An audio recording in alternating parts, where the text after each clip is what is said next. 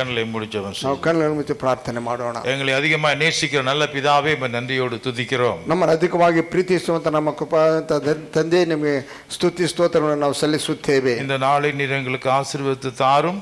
ಈ ಒಂದು ದಿನವನ್ನು ನಮಗೆ ಆಶೀರ್ವದಿಸಿ ನಮಗೆ ದಯ ಪಾಲಿಸು. உம்மை ஆராதிக்க வந்திருக்கிற உமது பிள்ளைகளை நீர் ஆசீர்வதிக்கும்படி ஜெபிக்கிறேன். ನಿಮ್ಮನ್ನು ಆರಾಧಿಸಲಿಕ್ಕೆ ಬಂದಿರುವಂತೆ ನಮ್ಮ ಜನರನ್ನು ನಿನ್ನ ಮಕ್ಕಳನ್ನು ಆಶೀರ್ವದಿಸಬೇಕೆಂದು ಬೇಡಿಕೊಳ್ಳುತ್ತೇನೆ. சிறு பிள்ளைகளையும் பெரியவர்கள் வரைக்கும் எல்லாரையும் நீர் ஆசீர்வதிக்கும்படி ஜெபிக்கிறேன். ಚಿಕ್ಕ ಮಕ್ಕಳಿಂದ ಹಿರಿಯರವರೆಗೂ ಎಲ್ಲರನ್ನು ನೀನು ಆಶೀರ್ವದಿಸಬೇಕೆಂದು ಬೇಡಿಕೊಳ್ಳುತ್ತೇವೆ. உம்முடைய சத்தத்தை நாங்கள் கேட்கவும், ನಿಮ್ಮ ಒಂದು ಶಬ್ದವನ್ನು ನಾವು ಕೇಳಲು, நாங்கள் மனம் திரும்பவும், ನಾವು ಪರಿವರ್ತನೆ ಹೊಂದಲು, கிறிஸ்துவை போல நாங்கள் மாறவும், ಕ್ರಿಸ್ತನಿಂದ ನಾವು ಬದಲಾಗಲು, ஆண்டவரே உம்மாலே நாங்கள் ஆசீர்வதிக்கப்பட்டு நாங்கள் வீடுகளுக்கு செல்லவும் எங்களை வழி நடத்தும். ದೇವರೇ, ನಿಮ್ಮಿಂದ ನಾವು ಆಶೀರ್ವಾದವನ್ನು ಹೊಂದಿ ನಾವು ಮನೆಗೆ ಹೋಗುವಂತ ಕೃಪೆಯನ್ನು ದಯ ಪಾಲಿಸು. உமக்கு எல்லா துதிகன மகிமை செலுத்துகிறோம். ನಿಮಗೆ ನಮ್ಮ ಮಹಿಮೆಗಳನ್ನು ಸಲ್ಲಿಸುತ್ತೇವೆ. அருமை ரட்சகரும் மீட்பருமாகிய ஆண்டவர் இயேசுவின் மூலமாய் ஜெபிக்கிறோம் நல்ல பிதாவே. ನಮ್ಮ ಸುಂದರ ರಕ್ಷಕನಾದಂತ ಯೇಸು ಕ್ರಿಸ್ತನ ಮೂಲಕವಾಗಿ ಬೇಡಿಕೊಳ್ಳುತ್ತೇವೆ ನಮ್ಮ ಜೀವವುಳ್ಳ ತಂದೆಯೇ. ஆமென். ஹல்லேலூயா. ஹல்லேலூயா. இந்த உலகத்தில் ஆசீர்வதிக்கப்பட்ட ஜனங்கள் என்று சொன்னால் நாம் யாரை சொல்லலாம்? ಈ ಲೋಕದಲ್ಲಿ ಆಶೀರ್ವದಿಸಲ್ಪಟ್ಟಂತ ಜನಗಳು ಯಾರೆಂದರೆ ನಾವು ಯಾರನ್ನು ಕುರಿತು ಹೇಳಬಹುದು? பணங்காசு ಜಾಸ್ತಿ இருக்கிறவர்களை சொல்லலாம். ಹಣವೈಶ್ವರ್ಯ ಜಾಸ್ತಿ ಇರೋರನ್ನು ಕುರಿತು ಹೇಳಬಹುದು. நல்ல தேகம், நல்ல ஆரோக்கியம் இருக்கிறதை சொல்லலாம். ಒಳ್ಳೆ ಆರೋಗ್ಯವಂತರನ್ನು ಕುರಿತು ನಾವು ಹೇಳಬಹುದು. அதை விட ಅದಕ್ಕಿಂತಲೂ ரொம்ப ஆசீர்வதிக்கப்பட்ட ஜனங்கள் என்றால், ತುಂಬಾ ಆಶೀರ್ವದಿಸಲ್ಪಟ್ಟಂತ ಜನರೆಂದರೆ யாரை சொல்லலாம்? ಯಾರನ್ನು ಕುರಿತು ಹೇಳಬಹುದು? நான் உங்களை கேட்க மாட்டேன். ನಿಮ್ಮನ್ನು ನಾನು ಕೇಳುವುದಿಲ್ಲ. கேட்டா நீங்க ரொம்ப டைம் எடுத்து ஒவ்வொருத்தரா சொல்லுவீங்க. வாயை திறக்கிறதுக்கு ரொம்ப ಕಷ್ಟமா போயிடும். ಕೇಳಿದ್ರೆ ಒಬ್ಬೊಬ್ಬರು ಒಂದೊಂದು ಮಾತನ್ನು ವಾಕ್ಯವನ್ನು ಹೇಳುತ್ತೀರಾ, ಬಾಯಿ ತೆರಳಿಗೂ ಬಹಳ ಹೊತ್ತಾಗುತ್ತದೆ. வாக்கியவே இல்லை, வசனமே சொல்ல தெரியாது. சொல்றது அவங்க சொல்ல வைக்கிறதே கஷ்டமா போயிடும். ಹೇಳುವಂತದನ್ನು ಹೇಳಲಿಕ್ಕೆ ಬಹಳ ಕಷ್ಟಪಡುತ್ತೀರಾ. வாயை திறக்கிறதுக்கு கஷ்டம், ಬಾಯಿ ತೆರೆಯುವುದಕ್ಕೆ ಕಷ್ಟ. அதனால நானே சொல்லி விடுகிறேன். ಆದ್ರಿಂದ ನಾನೇ ಅದನ್ನು ಹೇಳುತ್ತೇನೆ. யாருக்கு ஃப்ரெண்ட்ஸ் இருக்கிறாங்களோ அவங்க தான் ஆசீர்வதிக்கப்பட்டவங்க. ಯಾರಿಗೆಲ್ಲ ಸ್ನೇಹಿತರಿದ್ದಾರೋ ಅವರು ಆಶೀರ್ವದಿಸಲ್ಪಟ್ಟವರು. ஹல்லேலூயா. சில பேருக்கு நல்ல ஃப்ரெண்ட்ஸ் இருப்பாங்க, ಕೆಲವರಿಗೆ ಬಹಳ ಒಳ್ಳೆ ಸ್ನೇಹಿತರು ಇರುತ್ತಾರೆ. சில பேருக்கு அதிகமான ஃப்ரெண்ட்ஸ் இருப்பாங்க, ಕೆಲವರಿಗೆ ಅಧಿಕವಾದ ಸ್ನೇಹಿತರು ಇರುತ್ತಾರೆ.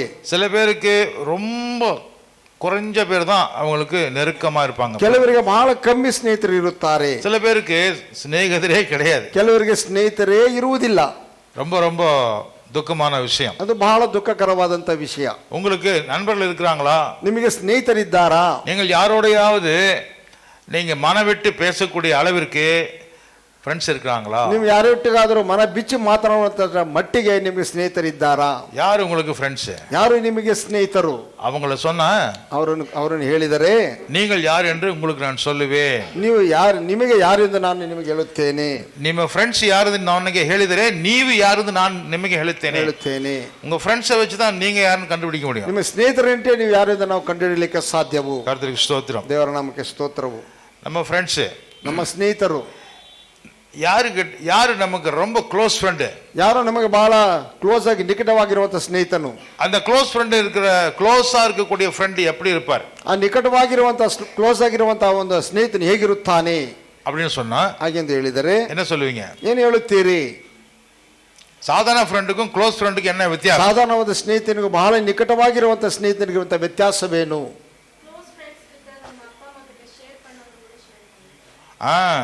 க்ளோஸ் ஃப்ரெண்டா இருக்கிறவங்ககிட்ட அப்பா அம்மாவுக்கு கூட நான் சொல்றதுக்கு தயக்கமா இருக்கிற விஷயத்த கூட அவங்ககிட்ட நான் சொல்லுவேன். ಕ್ಲೋಸ್ ಆಗಿರುವಂತ ಒಬ್ಬ ಸ್ನೇಹಿತನಲ್ಲಿ ನನ್ನ ತಂದೆ ತಾಯಿಯಲ್ಲಿ ಹೇಳುವುದಕ್ಕೆ ವಿಷಯಗಳನ್ನು ಹಿಂದಿರಲಿಕ್ಕೆ ವಿಷಯಗಳನ್ನು ನನ್ನ ಸ್ನೇಹಿತನಲ್ಲಿ ನಾನು ಹೇಳಿಕೊಳ್ಳುತ್ತೇನೆ. அப்பா அம்மாவுக்கு சொல்றதுக்கு கூட எனக்கு தயக்கமா இருக்கும். ತಂದೆ ತಾಯಿಗೆ ಹೇಳಲಿಕ್ಕೆ ನನಗೆ ಹಿಂಜರಿಯುತ್ತೇನೆ. ஏன்னா அவங்க அதை ஏத்துக்குவாங்களோ ஏத்துக்க மாட்டாங்களோ, என்னைய திட்டுவாங்களோங்கிற பயம் எனக்கு இருக்கிறதுனால இந்த ஃப்ரெண்டுகிட்ட நான் போய் சொல்லுவேன். ಏಕೆಂದ್ರೆ ಅವರು ನನ್ನ ಬೈಯುತ್ತಾರೇನೋ, ನನ್ನನ್ನು ಅವರು ಏನಾದರೂ ಹೊಡೆಯುತ್ತಾರೇನೋ ಎಂದು ನಾನು ಭಯಪಟ್ಟು ಆ ಹೇಳುವಂಥ ತಂದೆ ತಾಯಿಗೆ ಹೇಳಬೇಕಾದಂಥ ವಿಷಯಗಳನ್ನು ಹೇಳದಂತೆ ನನ್ನ ಸ್ನೇಹಿತನಿಗೆ ನಾನು ಹೇಳುವವನಾಗಿರುತ್ತೇನೆ. எனக்கு நிறைய விஷயம் நடக்குது, அது அப்பா அம்மாட்ட கூட எனக்கு சொல்றதுக்கு எனக்கு தைரியம் ಇಲ್ಲ.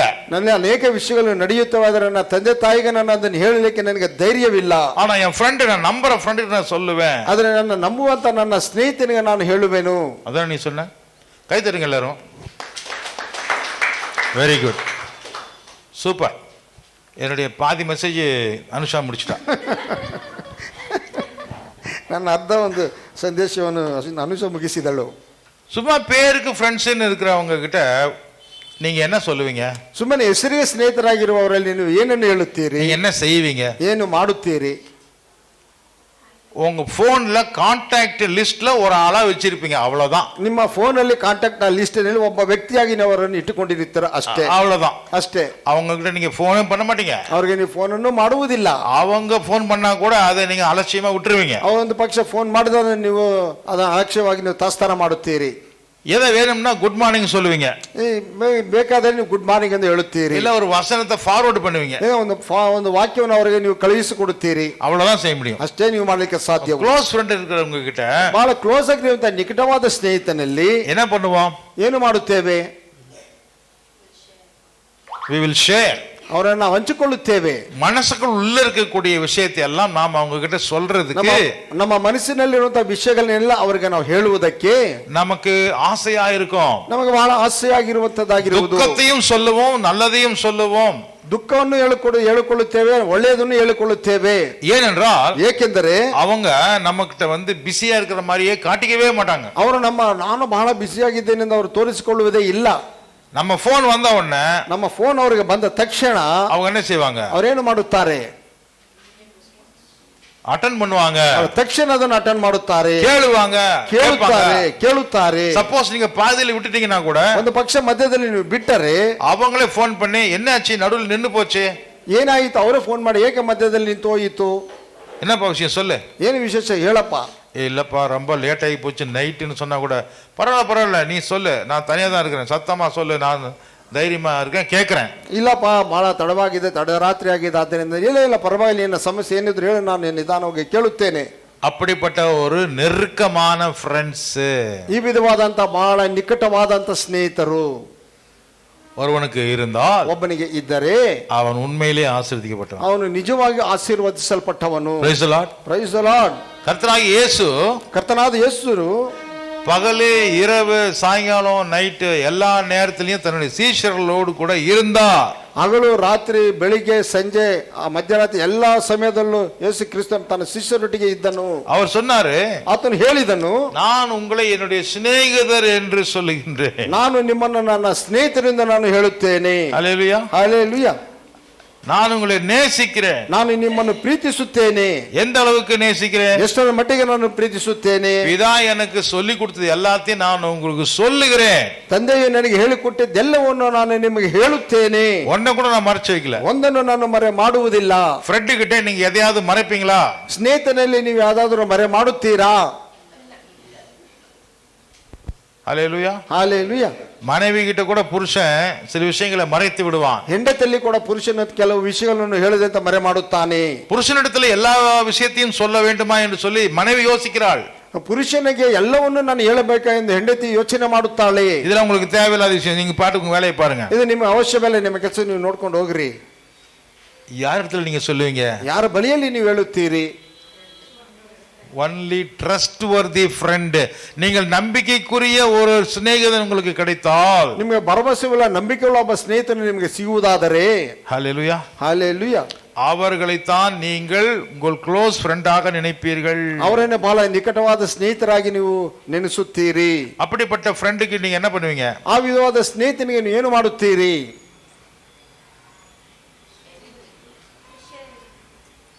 எனிதிங்னு சொன்னா நத்திங்னு அர்த்தம்.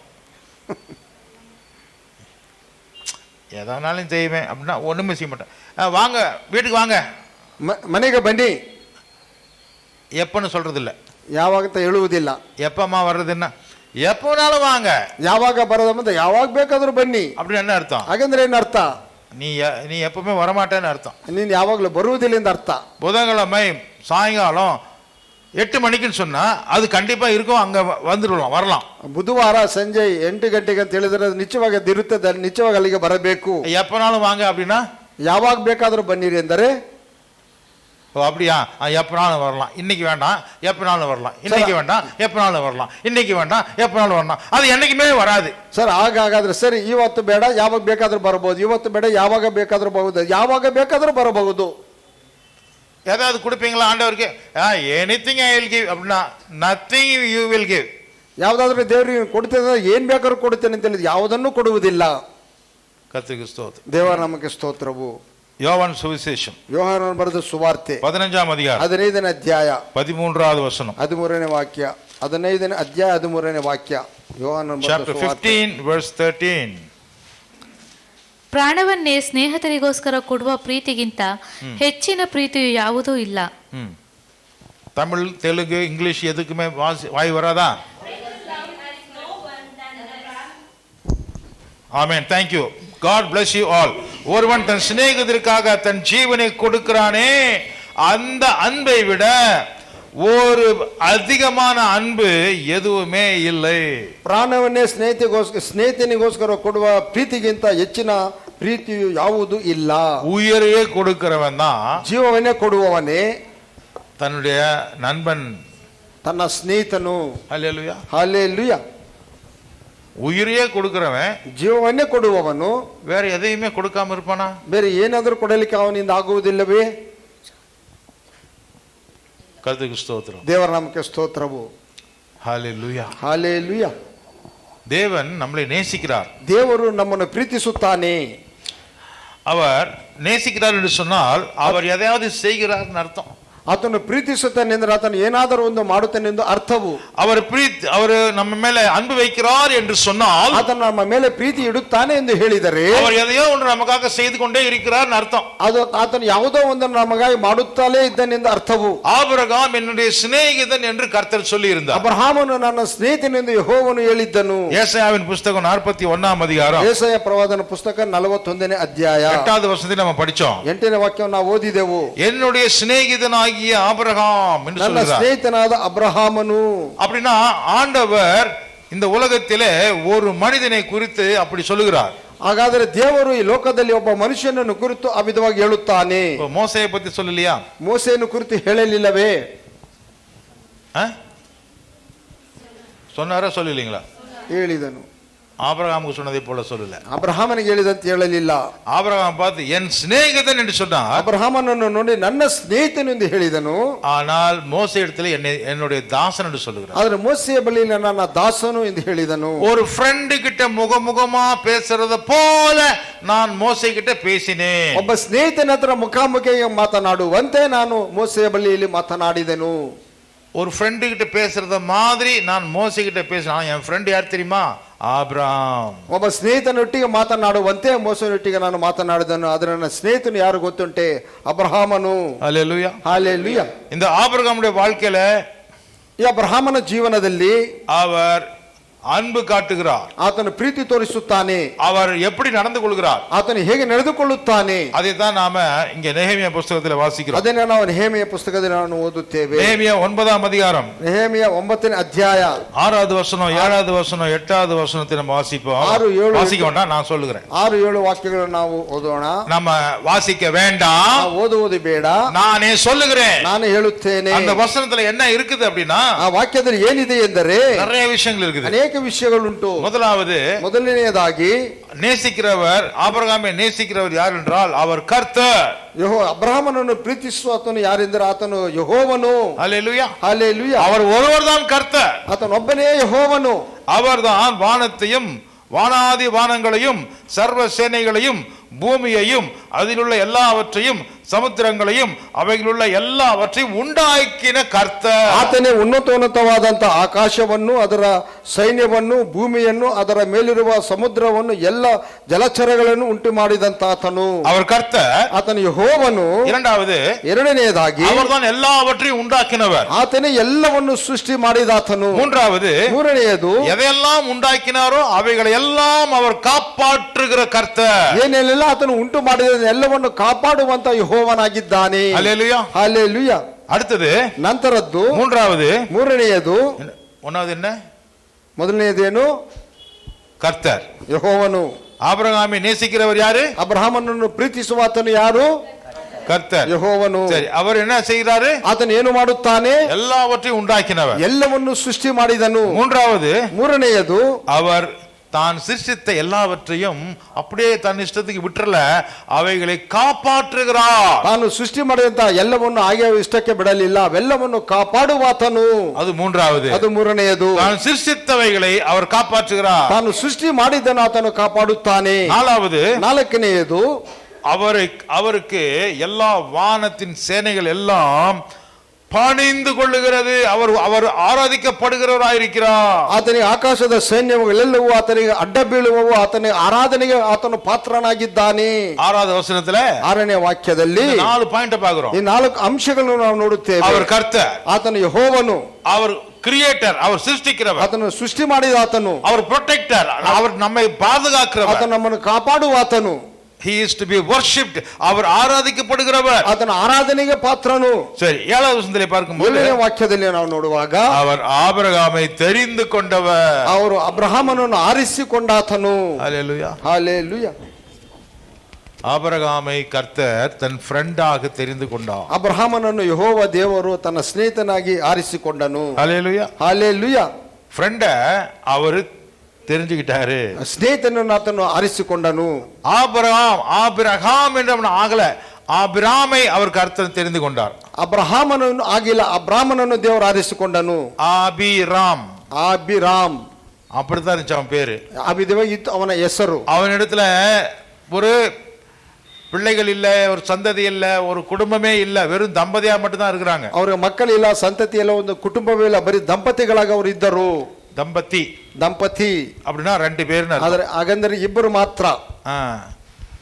வெறும் தம்பதி தான், அங்க பிள்ளைகள் இல்ல. ಅವರು ಬರೀ ದಂಪತಿ, ಅವ್ರಿಗೆ ಮಕ್ಕಳಿಲ್ಲ. ஹalleluya. ஹalleluya. அப்படி இருக்கும்போது கர்த்தர் அவனை தெரிந்து கொண்டார். ಆ ವಿಧವಾಗಿರುವಾಗ ಯೆಹೋವನು ಅವನನ್ನು ಆರಿಸಿಕೊಂಡನು. அவன்கிட்ட ஏதாவது விசேஷமான காரியம் இருக்குதான்னு பார்த்து அவர் தெரிந்து கொள்ளல. ಅವನಲ್ಲಿ ಏದಾದರೂ ವಿಶೇಷವಾದ ಕಾರ್ಯವಿದೆ ಎಂದು ನೋಡಿ ಅವನನ್ನು ಆರಿಸಿಕೊಳ್ಳಲಿಲ್ಲ. அவனத்துல ஒன்றுமே ಇಲ್ಲದ நேரத்திலேயே அவனை தெரிந்து கொண்டார். ಅವನಲ್ಲಿ ಏನು ಇಲ್ಲದೆ ಇರುವಂತ ಸಮಯದಲ್ಲಿ ಅವನನ್ನು ಆರಿಸಿಕೊಂಡನು. அதான் ஃப்ரெண்ட்ஷிப். ಅದುವೇ ಸ್ನೇಹವು. ஏன் அவன் மேல அவ்வளவு அன்பு? ಏಕೆ ಅವನ ಮೇಲೆ ಅಷ್ಟು ಪ್ರೀತಿಯು?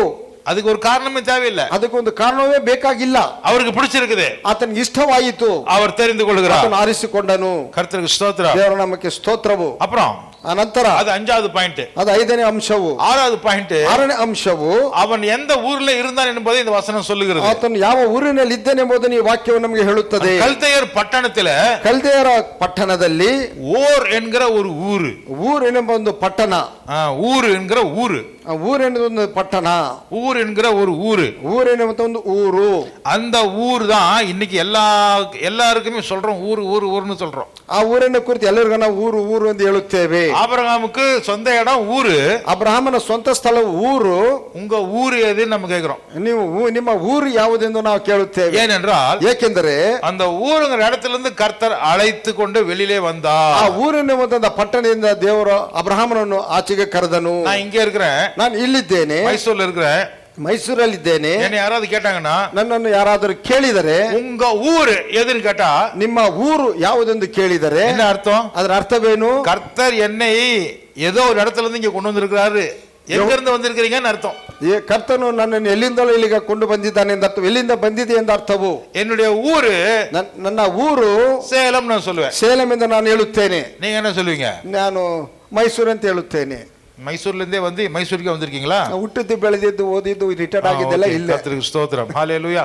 ஹalleluya. ஆபிரகாமை கர்த்தர் கல்தேயருடைய தேசத்துல இருந்து, ಅಬ್ರಹಾಮನನ್ನು ದೇವರು ಕಲ್ದಿಯರ ಒಂದು ದೇಶದೊಳಗಿಂದ ஊர் என்கிற இடத்துல இருந்து இங்க கொண்டு வந்தார். ಊರಿನ ಸ್ಥಳದಿಂದ ಇಲ್ಲಿಗೆ ಕೊಂಡು ಬಂದನು.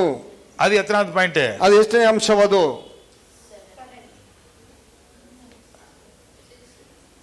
சரி, 5வது பாயிண்ட் என்ன? He called Abraham. Okay. 6வது பாயிண்ட்? 6ನೇ ಅಂಶವು Okay, he brought him from ஊர். ஊருங்கிற இடத்திலிருந்து அவர் கொண்டு வந்தார், புறப்படும்படி செய்தார். ಊರಿನ ಸ್ಥಳದಿಂದ ಹೊರಡು ಬರುವಂತೆ ಮಾಡಿದನು. அந்த ஊருன்னா என்ன ಅರ್ಥன்னா, ಊರೆಂದರೆ ಏನು ಅರ್ಥವೆಂದರೆ, எபிரேய எழுத்திலே எழுதினால், ಇಬ್ರಿಯ ಒಂದು ಅಕ್ಷರದಲ್ಲಿ ಬರೆದರೆ அது வெளிச்சத்தை குறிக்கிறதா, ಅದು ಬೆಳಕನ್ನು ಕುರಿತು ಹೇಳುವಂತದ್ದಾಗಿದೆ. அதாவது சூரியன், சந்திரன், போன்ற விளக்குகளை அது சொல்லுகிறது. ಸೂರ್ಯನು ಚಂದ್ರನು ಈ ವಿಧವಾದಂತಹ ನಕ್ಷತ್ರಗಳನ್ನು ಕುರಿತು ಹೇಳುವಂತದ್ದಾಗಿದೆ, ಬೆಳಕುಗಳನ್ನು ಕುರಿತು ಹೇಳುವಂತದ್ದಾಗಿದೆ. அதை ஆராதித்துக் கொண்டிருந்தார்கள், ಅದನ್ನು ಆರಾಧಿಸಿಕೊಂಡಿದ್ದರು. அப்படிப்பட்ட வெளிச்சங்களை ஆராதிப்பதற்காக, ಆ ವಿಧವಾದಂತಹ ಬೆಳಕುಗಳನ್ನು ಆರಾಧಿಸುವುದಕ್ಕಾಗಿ அவர்கள் விக்கிரகங்களை தொழுது கொண்டிருந்தார்கள். ಅವರು ವಿಗ್ರಹಗಳನ್ನು ಆರಾಧಿಸುತ್ತಿದ್ದರು. விக்கிரகங்களை அவர்கள் செய்து மற்றவர்களுக்கு வியாபாரம் செய்து கொண்டிருந்தார்கள். ವಿಗ್ರಹಗಳನ್ನು ಮಾಡಿ ಅವರು ಮತ್ತೊಬ್ಬರಿಗೆ ಅದನ್ನು ಮಾರುತ್ತಿದ್ದರು. அவங்களுடைய பாஷையில சொன்னா, ಅವರ ಭಾಷೆಯಲ್ಲಿ ಹೇಳಿದರೆ கடவுளை அவர்கள் செய்து விற்று கொண்டிருந்தார்கள். ದೇವರುಗಳನ್ನು ಅವರು ಸೃಷ್ಟಿ ಮಾಡುವರು, ಅದನ್ನು ಮಾರುತ್ತಿದ್ದರು. ஹல்லேலூயா. ಹಲ್ಲೆಲೂಯಾ. அப்படிப்பட்டவனை கர்த்தர் அழைத்தார். ಆ ವಿಧವಾದವನನ್ನು ಯೆಹೋವನು ಕರೆದನು, அவனை ಫ್ರೆಂಡಾக மாற்றிக்கொண்டார். ಅವನನ್ನು ಸ್ನೇಹಿತನಾಗಿ ಬದಲಾಯಿಸಿಕೊಂಡನು. அடுத்த பாயிண்ட், ನಂತರ ಅಂಶವು அவனுக்கு பெயரை மாற்றினார். ಅವನ ಹೆಸರನ್ನು ಬದಲಾಯಿಸಿದನು. ஆபிராம் என்றிருக்கிற அவனுடைய பெயரை ஆபிரகாம் என்று மாற்றினார். ಅಬ್ರಾಮನು ஆபிராம் என்கிறவனை ಅಬ್ರಾಮ್ ಎನ್ನುವಂತವನನ್ನು ஆபிரகாம் என்று மாற்றினார். ಅಬ್ರಹಾಮನೆಂದು ಬದಲಾಯಿಸಿದನು. அந்த ஹா என்று அந்த சத்தத்தில் ಆ ಹಾ ಎನ್ನುವಂತ ಒಂದು ಆ ಶಬ್ದದಲ್ಲಿ கிருபை என்கிற அர்த்தம் அங்கே இருக்கிறது. ಕೃಪೆ ಎನ್ನುವಂತ ಅರ್ಥವು ಅಲ್ಲಿರುವುದು. எபிரேய சொல், ಇಬ್ಬರಿಯ ಒಂದು ಮಾತದು. தேவன் நமக்கு தகுதியில்லாத ஒரு விசேஷமான ஒரு ஆசீர்வாதத்தை அது குறிக்கிறது. ನಮಗೆ ಅರ್ಹತೆ ಇಲ್ಲದ ಒಂದು ಆಶೀರ್ವಾದವನ್ನು ಅದು ನಮಗೆ ಹೇಳುವಂತದ್ದಾಗಿದೆ. அப்படிப்பட்ட ஒரு ஆசீர்வாதத்தை தன் நண்பனுக்கு கொடுக்கிறார். ಆ ವಿಧವಾದಂತ ಆಶೀರ್ವಾದವನ್ನು ತನ್ನ ಸ್ನೇಹಿತರಿಗೆ ಕೊಟ್ಟನು. அல்லேலூயா. Hallelujah. Praise the Lord. Praise the Lord. எத்தனை பேர் இந்த காலை நேரத்துல எனக்கு தேவ கிருபை கொடுத்திருக்குன்னு சொல்லி சந்தோஷப்படுறீங்க? ಎಷ್ಟು ಜನ ಈ ಬೆಳಗಿನ ಸಮಯದಲ್ಲಿ ನನಗೆ ದೇವರು ಕೃಪೆಯನ್ನು ಕೊಟ್ಟೆನೆಂದು ಹೇಳಲಿಕ್ಕೆ ಮನಸ್ಸು ಇಷ್ಟಪಡುತ್ತೀರಾ? அல்லேலூயா. ಹಲ್ಲೆಲೂಯಾ. ಇದರ ಕೃಪೆ இருக்குதா? ಕೃಪೆ ಇದೆಯಾ ದೇವ ಬ್ರದರ್ ನಿಮಗೆ? தூங்கிட்டு இருக்கிறீங்களா? கை தூங்கு பிரதர். ಹಲ್ಲೆಲೂಯಾ. அல்லேலூயா. தகுதி இல்லாத எனக்கு, ಅರ್ಹತೆ ಇಲ್ಲದಂತ ನನಗೆ விசேஷமான ஆசீர்வாதத்தை, ವಿಶೇಷವಾದ ಆಶೀರ್ವಾದವನ್ನು தேவன் எனக்கு என்னுடைய பெயரிலே வைத்து விட்டார். ದೇವರು ನನಗೆ ನನ್ನ ಹೆಸರಿನಲ್ಲಿ ಇಟ್ಟಿದ್ದಾನೆ. இதுதான் தன்னுடைய நண்பனுக்கு கர்த்தர் செய்கிற ஆசீர்வாதம். ಇದುವೇ ತನ್ನ ಸ್ನೇಹಿತನಿಗೆ ಯೆಹೋವನು ಮಾಡುವಂತ ಆಶೀರ್ವಾದವು. அது எத்தனாவது பாயிண்ட்? ಅದು ಎಷ್ಟನೇ ಅಂಶವದು? 8 7 7th பாயிண்டா? Okay, praise the Lord. ஏன்னா நான் பாயிண்ட் போடல, நான் இங்க இருந்து ஸ்பான்டேனியஸா பேசிட்டு எனக்கு தெரியாது. ஓகே, 7 பாயிண்ட் முடிஞ்சிருச்சா? 7 ಅಂಶಗಳು ಮುಗಿತಿದೆ. முதல் பாயிண்ட் என்ன? ಮೊದಲ ಅಂಶವೇನು? கர்த்தர், ಯೆಹೋವನು. அவர் கர்த்தர். ಆತನು ಯೆಹೋವನು. இரண்டாவது பாயிண்ட் என்ன? ಎರಡನೇ ಅಂಶವೇನು? அவர் சிருஷ்டிக்கிறவர். ಆತನು ಸೃಷ್ಟಿ ಮಾಡಿದಾತನು. மூன்றாவது என்ன? ಮೂರನೇದೇನು? அவர் காப்பாற்றுகிறவர். ಆತನು ಕಾಪಾಡುವಾತನು. நாலாவது என்ன? ನಾಲ್ಕನೇದೇನು? ஆராதனைக்கு பாத்திரர. ಆತನ ಆರಾಧನೆಗೆ ಪಾತ್ರನು. ஐந்தாவது என்ன? ಐದನೇದೇನು? ஆபிரகாமை அழைக்கிறார். ಅಬ್ರಹಾಮನನ್ನು ಆರಿಸಿಕೊಂಡನು. ஆபிராமை அழைக்கிறார். ಅಬ್ರಾಮನನ್ನು ಆರಿಸಿಕೊಂಡನು. அதற்கு பிறகு ಅದರ ನಂತರ அவன் இருந்த இடத்திலிருந்து அவனை வெளியிலே கொண்டு வருகிறார். ಅವನು ಇದ್ದಂತ ಸ್ಥಳದಿಂದ ಆಚೆ ಕೊಂಡು ಬಂದನು. எத்தனாவது பாயிண்ட்? ಎಷ್ಟನೇ ಅಂಶವದು? 6th பாயிண்ட் முடிஞ்சிருச்சு. இப்போ 7வது பாயிண்ட் என்னன்னா, ಏಳನೇ ಅಂಶವೆಂದರೆ ஆபிராமை ஆபிரகாம் என்று மாற்றுகிறார். ಅಬ್ರಾಮನನ್ನು ಅಬ್ರಹಾಮನನ್ನಾಗಿ ಬದಲಾಯಿಸಿದನು. கிருபை இல்லாத ஒரு ஆளுக்கு கிருபையை கொடுக்கிறார். ಕೃಪೆ ಇಲ್ಲದಂತ ಒಬ್ಬ ಮನುಷ್ಯನಿಗೆ ಕೃಪೆಯನ್ನು ಕೊಟ್ಟನು. ஆசீர்வாதம் இல்லாத இருந்த ஒரு மனிதனுக்கு ಆಶೀರ್ವಾದವೇ ಇಲ್ಲದಂತ ಒಬ್ಬ ಮನುಷ್ಯನಿಗೆ ஆசீர்வாதத்தை கொடுக்கிறார். ಆಶೀರ್ವಾದವನ್ನು ಕೊಟ್ಟನು. அவன் அவருடைய சிநேகிதன். ಆತನು ಅವನ ಸ್ನೇಹಿತನು. யாருடைய வாழ்க்கையை அவர் ஆசீர்வதிக்கிறார்? ಯಾರ ಜೀವನವನ್ನು ಆತನು ಆಶೀರ್ವದಿಸಿದನು. யாருடைய வாழ்க்கையை மாற்றுகிறார்? ಯಾರ ಜೀವನವನ್ನು ಬದಲಾಯಿಸುತ್ತಾನೆ. யாருடைய வாழ்க்கையிலே கிருபையை கொடுக்கிறார்? ಯಾರ ಜೀವನದಲ್ಲಿ ಆತನು ಕೃಪೆಯನ್ನು ಕೊಡುತ್ತಾನೆ. கர்த்தர் நேசிக்கிறவர்கள் மேலெல்லாம் ஒரு கிருபையை கொடுக்கிறார். ದೇವರು ಪ್ರೀತಿಸುವಂತ ಪ್ರತಿಯೊಬ್ಬರಿಗೂ ಆತನು ಕೃಪೆಯನ್ನು ಪಾಲಿಸುತ್ತಾನೆ. அது மட்டுமல்ல, ಅದು ಮಾತ್ರವಲ್ಲ, அங்கே வசனம் 8 பார்க்கும் பொழுது 8ನೇ ವಾಕ್ಯದಲ್ಲಿ ನೋಡುವಾಗ, அவன் இருதயத்தை உனக்கு முன்பாக உண்மை உள்ளவராக கண்டீர். ಅವನ ಯಥಾರ್ಥ ಚಿತ್ತನಾಗಿ ನಿಮ್ಮ ಮುಂದೆ ಕಂಡನು. ஹல்லேலூயா. ಹಲ್ಲೆಲೂಯಾ. கர்த்தர் அவனிடத்திலே, அந்த ஆபிரகாமின் இடத்திலே உண்மையை கண்டுபிடிக்கிறார். ಯೆಹೋವ ದೇವರ ಅಬ್ರಹಾಮನಲ್ಲಿ ಯಥಾರ್ಥ ಮನಸ್ಸನ್ನು ನಿಜವನ್ನು ಕಂಡುಹಿಡಿದನು. Praise the Lord. Praise the Lord. இந்த உலகத்திலே வந்து பிறந்தவர்கள் அத்தனை பேருமே ಈ ಲೋಕದಲ್ಲಿ ಹುಟ್ಟಿದಂತ ಅಷ್ಟು ಜನರು பொய் சொல்றதுக்கு ட்ரைனிங் எடுத்துக்கிட்டு வந்திருக்காங்க. ಸುಳ್ಳನ್ನು ಹೇಳುವುದಕ್ಕೆ ತರಬೇತಿಯನ್ನು ಪಡೆದುಕೊಂಡು ಬಂದಿದ್ದಾರೆ. அப்படி ட்ரைனிங் எடுத்துட்டு வந்தவங்க கை தூக்குங்க. ಆ ವಿಧವಾಗಿ ತರಬೇತಿ ಪಡೆದಂತ ಜನ ಎಲ್ಲ ಕೈಗಳನ್ನು ಎತ್ತಿರಿ. ಯಾರು ಇಲ್ಲ. ஓ, நிறைய பேருக்கு ட்ரைனிங்கே இல்ல. எங்களுக்கு ட்ரைனிங்கே தேவையில்லை, சும்மா எடுத்து விட்டோம்னா ಅದಕ್ಕೆ நல்ல ரீல் ஓட்டுவோம். ನಾವು ಅದಕ್ಕೆ ನಮಗೆ ಯಾವ ತರಬೇತಿ ಬೇಕಾಗಿಲ್ಲ. ಮಾತನಾಡಿ ಪ್ರಾರಂಭಿಸಿದರೆ ಎಲ್ಲ ಬರೀ ರೀಲ್ಗಳೇ. பிறந்ததுல இருந்தே போய் தான் இல்லையா? ಹುಟ್ಟಿದ ದಿನದಿಂದಲೇ ಸುಳ್ಳು ಅಲ್ಲವೇ? ஆமாவா இல்லையா? ಹೌದೇ ಇಲ್ಲವೇ? அதனால தான் கை தூக்கல இல்லைங்களா? ட்ரைனிங் எடுத்துட்டு வந்திருந்தா கை தூக்கலாம். எங்களுக்கு ட்ரைனிங் ಇಲ್ಲ, தானா வரும். ಟ್ರೈನಿಂಗ್ ತೆಗೆದಿದ್ರೆ ಕೈಯನ್ನೇ ಎತ್ತಬಹುದು. ನಮ್ಗೆ ಟ್ರೈನಿಂಗ್ ಬೇಕಾಗಿಲ್ಲ, ಅದು ತಾನಾಗಿಯೇ ಬರುವುದು. இருக்கிறதே இல்லைன்னு சொல்றது, ಇಲ್ಲದೆ ಇರುವುದನ್ನು ಇರುವುದಂತೆ ಹೇಳುವುದು, ಇಲ್ಲದೆ ಇರುವುದನ್ನು ಇದೆ ಎಂದು ಹೇಳುವುದು, இருக்கிறதே இல்லதுன்னு சொல்றதுன்னு சொல்றேன். ಇರುವುದನ್ನು ಇಲ್ಲದಂತೆ ಹೇಳುವುದು, இல்லாததான் இருக்கிற மாதிரி சொல்றது. ಇಲ್ಲದೆ ಇರುವುದನ್ನು ಇದೆ ಎಂದು ಹೇಳುವುದು. இருக்கிறது இல்ல, ಇರುವುದು ಇಲ್ಲ, இல்லாதது இருக்குது, ಇಲ್ಲದೆ ಇರುವುದು ಇದೆ. இப்படி ಉಲ್ಟಾ ಅಡಿக்கிறதுக்கு பேர் தான் பொய். ಈ ವಿಧವಾಗಿ ನಾವು ಪಲ್ಟಿ ಹೊಡೆಯುವುದಕ್ಕೆ ಹೆಸರು ಸುಳ್ಳು. ಆದರೆ ಆಬ್ರಹಾಮನ இடத்துல ಅಬ್ರಹಾಮನ ಬಳಿಯಲ್ಲಿ தேவன் ஒன்றை கண்டார். ದೇವರು ಅಬ್ರಹಾಮನ ಬಳಿಯಲ್ಲಿ ಒಂದನ್ನು ಕಂಡನು. ಅದೇನದು? He found him as faithful one. அவன் உண்மை உள்ளவனாயிருக்கிறான். ಅದನ್ನು ನಿಜಸ್ಥನಾಗಿದ್ದನು. உண்மையா இருக்கிறது என்ன அர்த்தம்? ಉண்ಮೆಯ ನಿಜಸ್ಥನಾಗಿರುವುದೆಂದ್ರೆ ಏನರ್ಥವು? நம்ம நல்லவங்களாகவே காட்டிக்கிறதா? ನಮ್ಮನ್ನು ನಾವು ಒಳ್ಳೆಯವರಾಗಿಯೇ ತೋರಿಸಿಕೊಳ್ಳುವುದಾ? ಇಲ್ಲ. என்கிட்ட பொய் இருக்குதுன்னு ஒத்துக்கிட்டா அவன் உண்மையை பேசுறான். ನನ್ನಲ್ಲಿ ಸುಳ್ಳಿದೆ ಎಂದು ಒಪ್ಪಿಕೊಂಡರೆ ಅವನು ನಿಜವನ್ನೇ ಮಾತನಾಡುತ್ತಿದ್ದಾನೆ. நீங்க நினைக்கிற மாதிரிலாம் நான் அந்த மாதிரிலாம் ஆள் கிடையாது பிரதர், ನೀವು ಅಂದುಕೊಂಡೆತ್ತಲ್ಲ ನಾವು ವಿಧವಾದಂತ ಮನುಷ್ಯರಲ್ಲ ಬ್ರದರ್ அப்படின்னு சொல்லி எதையாவது மறைச்சு ஒளிச்சு நம்ம அப்படி ஒரு ஹைட் அண்ட் சீக் கேம் விளையாண்டா, ಆ ವಿಧವಾಗಿ ಅದನ್ನು ಮರೆ ಮಾಡಿ ನಾವು ಆ ವಿಧವಾದಂತ ಒಂದು ಆಟವನ್ನು ಆಡಿದರೆ ஆண்டவர் சொல்லுவாரு, ದೇವರು ಹೇಳುತ್ತಾನೆ, ஏய் நீ அங்க ஒளிஞ்சிருக்கிற இடம் எனக்கு தெரியும், வெளியில வான்னு கூப்பிடுவாரு. ನೀನು ಅಲ್ಲಿ ಅಡಗಿಕೊಂಡಿದ್ದೀಯಾ, ನೀನು ನನಗೆ ಗೊತ್ತುಂಟು, ನೀನು ಆಚೆ ಬಾ ಎಂದು ಕರೆಯುತ್ತಾನೆ. ஆபிரகாம் அப்படி இல்லை. ಅಬ್ರಹಾಮನು ಆ ವಿಧವಾಗಿ ಇಲ್ಲ. என்கிட்ட இல்ல ஆண்டவர் என்ன இல்ல ஆண்டவர் சொல்லிடுவான். ನನ್ನಲ್ಲಿ ಇಲ್ಲದೆ ಇರುವುದನ್ನು ಅವನು ನನ್ನಲ್ಲಿ ಇಲ್ಲ ದೇವರೆಂದು ಹೇಳುತ್ತಾನೆ.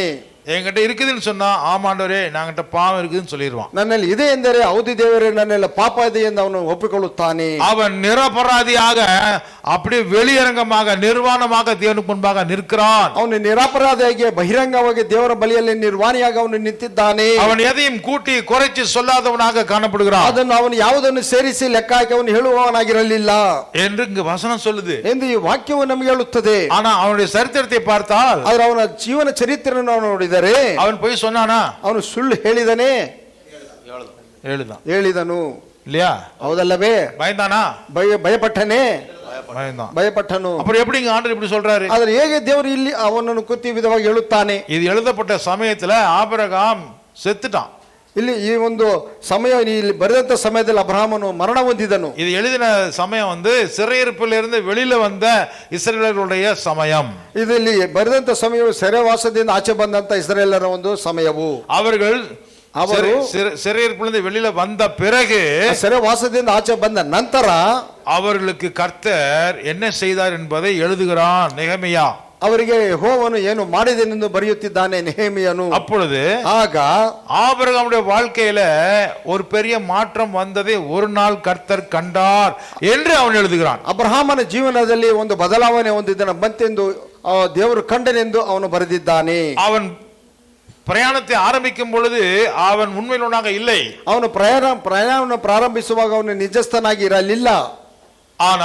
ಆದರೆ அவன் கர்த்தரோடு கூட நடக்க ஆரம்பித்தான். ಅವನು ಯೆಹೋವನೊಂದಿಗೆ ನಡೆಯಲಿಕ್ಕೆ ಪ್ರಾರಂಭಿಸಿದನು. கர்த்தருடைய வார்த்தையை கேட்க ஆரம்பித்தான். ಯೆಹೋವನ ಮಾತನ್ನು ಕೇಳಲಿಕ್ಕೆ ಪ್ರಾರಂಭಿಸಿದನು. அதை நம்ப ಆರಂಭಿத்தான். ಅದನ್ನು ನಂಬಲಿಕ್ಕೆ ಪ್ರಾರಂಭಿಸಿದನು. அவன் கீழ்ப்படிய ஆரம்பித்தான். ಅವನು ವಿಧೇಯನಾಗಲಿಕ್ಕೆ ಪ್ರಾರಂಭಿಸಿದನು. ஒரு நாள் கர்த்தர் அவனிடத்திலே உண்மையை கண்டார். ಒಂದು ದಿನ ದೇವರು ಅವನಲ್ಲಿ ನಿಜವನ್ನು ಕಂಡನು. கை தட்டுங்க எல்லாரும். ஹல்லேலூயா, பிரைஸ் தி லார்ட். பிறக்கும்போதே பொய்யாகத்தான் இருந்தான்.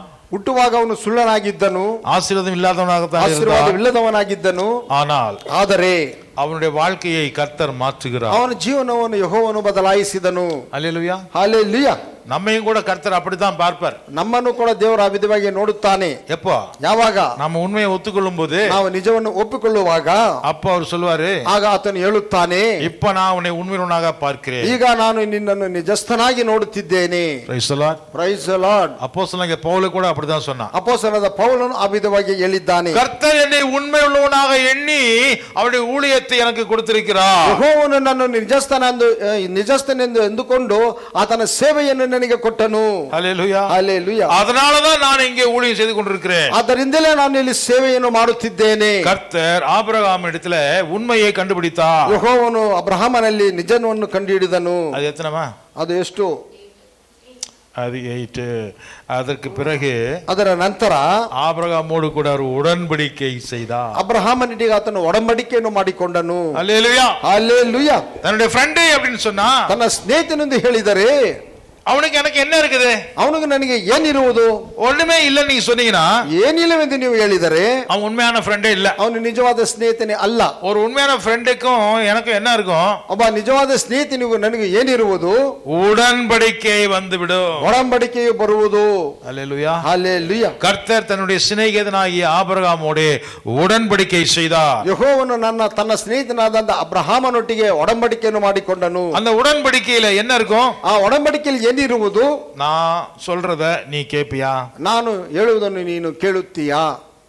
அவன் சொல்லுவான், டேய் நீ சொன்ன நான் கேட்காம இருப்பேனாடா? ಅವನು ಹೇಳುತ್ತಾನೆ, ಲೋ ನೀನು ಹೇಳದೇನೆ ನಾನು ಕೇಳದಿರುತ್ತೇನೇನೋ. சரி ಸರಿ, நான் சொன்னபடியே நீ செஞ்சினா, ನಾನು ಹೇಳಿದ ಪ್ರಕಾರವಾಗಿ ನೀನು ಮಾಡಿದರೆ நான் உனக்கு ஒன்று செய்வேண்டா. ನಾನೇ ಒಂದು ಮಾಡುತ್ತೇನೆ ಕಣೋ. அப்படியா? ಹೌದೇನು? நீ என்னடா பண்ணுவ? ನೀನೇನು ಮಾಡುತ್ತೀಯೋ? இது செய்வேன், இது செய்வேன், இது செய்வேன், ಇದನ್ನು ಮಾಡುತ್ತೇನೆ, ಇದನ್ನು ಮಾಡುತ್ತೇನೆ, ಇದನ್ನು ಮಾಡುತ್ತೇನೆ. ಇದಕ್ಕಾಗಿ ரெண்டு பேரும் சேர்ந்து ಇಬ್ಬರು ಸೇರಿ உடன்படிக்கை செய்து கொள்வார். ಒಡಂಬಡಿಕೆಯನ್ನು ಮಾಡಿಕೊಳ್ಳುತ್ತಾರೆ. இன்னையிலிருந்து ಈ ದಿನದಿಂದ நீ என்ன சொல்றியோ அதை நான் கேட்பேன், நம்புவேன், அதன்படி செய்வேன். ನೀನು ಏನೇ ಹೇಳಿದ್ರು ನಾನು ಕೇಳುತ್ತೇನೆ, ನಂಬುತ್ತೇನೆ, ಅದರ ಪ್ರಕಾರ ಮಾಡುತ್ತೇನೆ. அப்ப அவன் அந்த உடன்படிக்கை செய்தவன் சொல்லுவான், ಆಗ ಒಡಂಬಡಿಕೆ ಮಾಡಿದವನು ಹೇಳುತ್ತಾನೆ, நான் சொன்னபடியே நீ செய்தால், ನಾನು ಹೇಳಿದ ಪ್ರಕಾರವಾಗಿ ನೀನು ಮಾಡಿದರೆ நானும் உனக்கு சொன்னபடி நான் செய்து முடிப்பேன். ನಾನು ನಿನಗೆ ಹೇಳಿದ ಪ್ರಕಾರವಾಗಿ ನಾನು ಅದನ್ನು ಮಾಡಿ ಮುಗಿಸುತ್ತೇನೆ. ஆதியாகமம் ಆದಿಕಾಂಡ 26 அதிகாரம் 26 ಅಧ್ಯಾಯ 4-5 ವಚನங்கள். 4-5 ವಾಕ್ಯಗಳು. ஆபிரகாம் என் சொல்லுக்கு கீழ்ப்படிந்து என் விதிகளையும் என் கற்பனைகளையும் என் நியமங்களையும் என் பிரமாணங்களையும் கை கொண்டபடியினால் நான் அவனுக்கு என்ன செய்வேன்? ஆசீர்வதிப்பேன். பூமியில் இருக்கக்கூடிய சகல ஜாதிகளும் அந்த சந்ததிகளும் அவனுக்கு உண்டாகும்படி அவனுக்கு தருவேன், ஆசீர்வதிப்பேன். ಅಬ್ರಹಾಮನ ನನ್ನ ಮಾತನ್ನು ಕೇಳಿ ನಾನು ಹೇಳಿದಂತೆ ಮಾಡಿ ನನ್ನ ಆಜ್ಞೆ ವಿಧಿಗಳನ್ನು ನಿಯಮ ವಿಧಿಗಳನ್ನು ಕೈಗೊಂಡು ನಡೆದಿದ್ದರಿಂದ ನಾನು ಅವನಿಗೆ ಮಾಡಿದ ಪ್ರಮಾಣವನ್ನು ನೆರವೇರಿಸಿ ನಿನ್ನ ಸಂತತಿಯವರನ್ನು ಆಕಾಶದಲ್ಲಿರುವ ನಕ್ಷತ್ರಗಳಷ್ಟಾಗಿ ಮಾಡಿ ಅವನಿಗೆ ಈ ಪ್ರದೇಶದನ್ನೆಲ್ಲ ಕೊಡುವೆನು. ಹಲ್ಲೆಲೂಯಾ. நண்பன், ಸ್ನೇಹಿತನು அப்படின்னா அவனோட உடன்படிக்கை. ಹಾಗೆಂದರೆ ಒಡಂಬಡಿಕೆಯು. உடன்படிக்கை செய்தாரா? ಒಡಂಬಡಿಕೆ ಮಾಡಿಕೊಂಡನೇ. என்ன உடன்படிக்கை? ಯಾವ ಒಡಂಬಡಿಕೆ ಅದು? உன் தகப்பனுடைய வீட்டை விட்டு, ನಿಮ್ಮ ತಂದೆಯ ಮನೆಯನ್ನು ಬಿಟ್ಟು, உன்னுடைய இனத்தை விட்டு, ನಿನ್ನ ಜನರನ್ನು ಬಿಟ್ಟು, இந்த ஊரை விட்டு, ಈ ಊರನ್ನು ಬಿಟ್ಟು நான் காண்பிக்கிற இடத்துக்கு வந்தினா, ನಾನು ತೋರಿಸುವ ದೇಶಕ್ಕೆ ನೀನು ಬಂದರೆ, அப்படின்னா என்னுடைய பேச்சை கேட்டுக்கிட்டே நீ வந்துட்டினா, ಹಾಗೆಂದರೆ ನನ್ನ ಮಾತನ್ನೇ ಕೇಳಿಕೊಂಡು ನೀನು ಬಂದರೆ, நான் சொல்ற இடத்துல நீ வந்து இருந்தீனா, ನಾನು ಹೇಳುವಂತ ಸ್ಥಳದಲ್ಲಿ ನೀನು ಬಂದು ಇದ್ದರೆ, அங்க ஏதாவது நல்லது கிடைக்குமான்னு தேடாம நான் சொன்னதுக்காகவே நீ வந்தா, ಅಲ್ಲಿ ಏನಾದ್ರೂ ಒಳ್ಳೆಯದು ಸಿಗುತ್ತದಾ ಎಂದು ನೀನು ಹುಡುಕದಂತೆ ನಾನು ಹೇಳಿದ್ದೇನೆ ನೀನು ಕೇಳಿದರೆ, நான் உன்னை ஆசீர்வதிப்பேன், ನಾನು ನಿನ್ನನ್ನು ಆಶೀರ್ವದಿಸುವೆನು, நான் உன்னுடைய பெயரை ನಿನ್ನ பெருமைப்படுத்துவேன், ಹೆಸರನ್ನು ಪ್ರಖ್ಯಾತಿಗೆ ತರುವೆನು, நான் உனக்கு சந்ததியை கொடுப்பேன், ನಾನು ನಿನಗೆ ಸಂತತಿಯನ್ನು ದಯ ಪಾಲಿಸುವೆನು, உன்னை ஆசீர்வதிக்கிறே நான் ஆசீர்வதிப்பேன், ನಿನ್ನನ್ನು ಆಶೀರ್ವದಿಸುವವರನ್ನು ನಾನು ಆಶೀರ್ವದಿಸುವೆನು, உன்னை சபிக்கிறவர்களே நான் பார்த்துக் கொள்வேன், நான் அவர்களை சபிப்பேன், ನಿನ್ನನ್ನು ಶಪಿಸುವವರನ್ನು ನಾನು ನೋಡಿಕೊಳ್ಳುವನು, ಅವರನ್ನು ನಾನು ಶಪಿಸುವೆನು, உன் சந்ததியிலே ஒரு சந்ததி மூலமாக பூமியில் இருக்கிற குடும்பங்கள் எல்லாமே ஆசீர்வதிக்கப்படும். ನಿನ್ನ ಸಂತತಿಯಲ್ಲಿ ಒಂದು ಸಂತತಿಯ ಮೂಲಕವಾಗಿ ಲೋಕದಲ್ಲಿ ಎಲ್ಲಾ ಕುಲಗಳು ಆಶೀರ್ವದಿಸಲ್ಪಡುವುದು.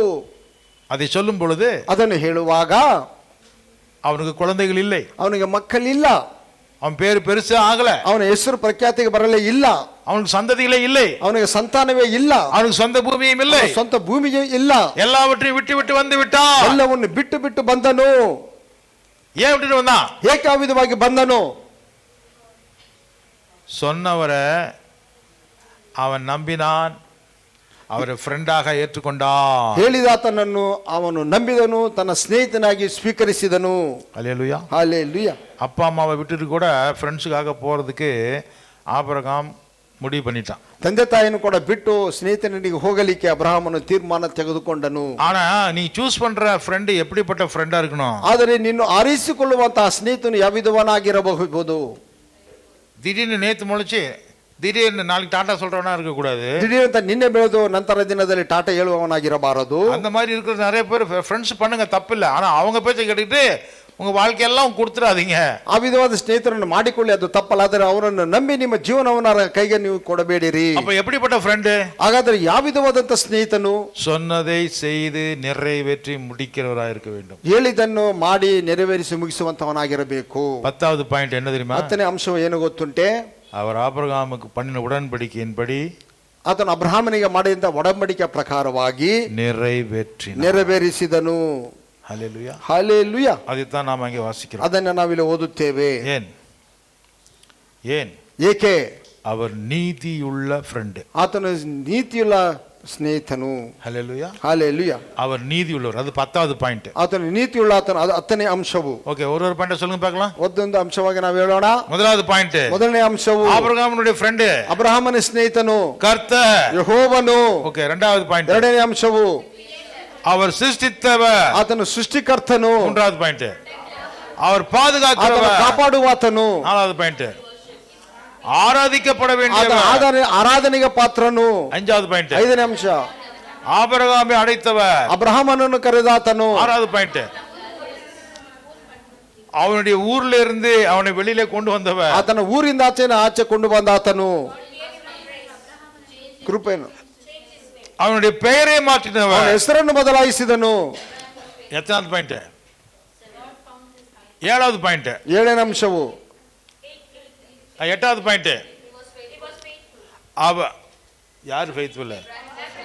ஆபிரகாம் உண்மையுள்ளவன் என்று அவர் கண்டார். ಅಬ್ರಹಾಮನು ನಿಜಸ್ಥನಿಂದ ಆತನು ಕಂಡನು. அதாவது அவனை உண்மையுள்ளவனாக ஆக்கினார். ಅಂದರೆ ಆತನನ್ನು ನಿಜಸ್ಥನಾಗಿ ಬದಲಾಯಿಸಿದನು. அல்லேலூயா. ಹಲ್ಲೆಲೂಯಾ. 9வது பாயிண்ட், அவர் செய்த உடன்படிக்கையை நிறைவேற்றினார். ಆತನು ಮಾಡಿದಂತ ಒಡಂಬಡಿಕೆಯನ್ನು ನೆರವೇರಿಸಿದನು.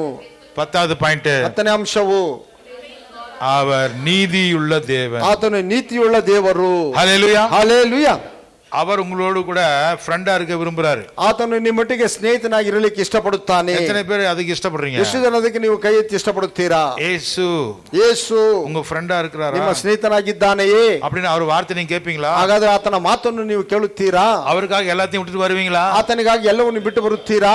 அவருக்கு கீழ்ப்படுவீங்களா? ಆತನಿಗೆ ವಿಧೇಯನಾಗುತ್ತೀರಾ? உங்களை மாற்றுவதற்கு அவர் முயற்சி பண்றாரு, விட்டு கொடுப்பீங்களா? ನಿಮ್ಮನ್ನು ಬದಲಾಯಿಸುವುದಕ್ಕೆ ಆತನು ಪ್ರಯತ್ನಿಸುತ್ತಾನೆ, ನಿಮ್ಮನ್ನು ನೀವು ಒಪ್ಪಿಸಿಕೊಡುತ್ತೀರಾ? உங்க பணவெறி, ஜாதி வெறி, இனவெறி, சுகவெறி, மனவெறி எல்லாத்தையும் விட்டு தூக்கி எறிஞ்சிட்டு வர்றதுக்கு அவர் உங்களை அழைக்கிறார். வருவீங்களா? ನಿಮ್ಮ ಜಾತಿಯನ್ನು, ಮತವನ್ನು, ನಿಮ್ಮ ಹಣವನ್ನು, ನಿಮ್ಮ ಐಶ್ವರ್ಯವನ್ನು, ನಿಮ್ಮ ತನತ್ವವನ್ನು ಬಿಟ್ಟು ಬಿಡಲಿಕ್ಕೆ ನಿಮ್ಮನ್ನು ಕರೆಯುತ್ತಾ ನೀನು ಬರುತ್ತೀರಾ? ಬರ್ತೀವಿ ಬೇಗನೆ ಮುಗಿಸ್ಕೊಂಡು ಹೋಗಿ. ನೀವು கர்த்தர் கேட்கிறவர்களை ஆசீர்வதிப்பார். ಯೆಹೋವನು ಕೇಳುವವರನ್ನು ಆಶೀರ್ವದಿಸುತ್ತಾನೆ. கண்களை மூடி ஜெபம் ನಾವು ಕಣ್ಣುಗಳನ್ನು ಮುಚ್ಚಿ ಪ್ರಾರ್ಥನೆ ಮಾಡೋಣ. ஜெபித்துக் கொண்டே இருப்போம். ಪ್ರಾರ್ಥನೆಯಲ್ಲಿ ಇರೋಣ.